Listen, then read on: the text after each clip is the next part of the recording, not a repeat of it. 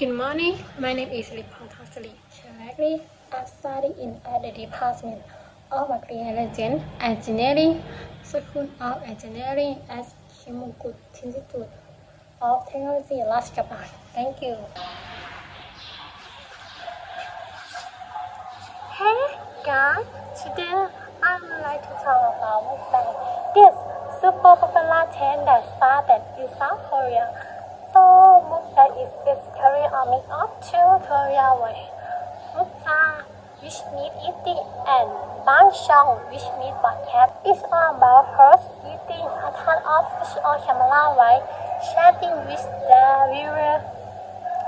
Some despite the take of the fish, others focus on ASMR sound, and sometimes fish are fun and actual. Yeah.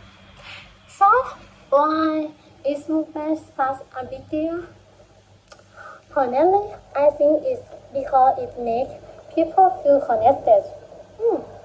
Watching mukbang carefully,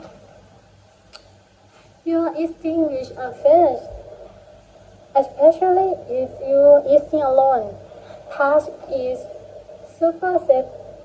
Divide it through what other delicious fish, hear the sound, and discover new dishes. Social media platforms like YouTube and TikTok have really helped mukbang blow up around the world.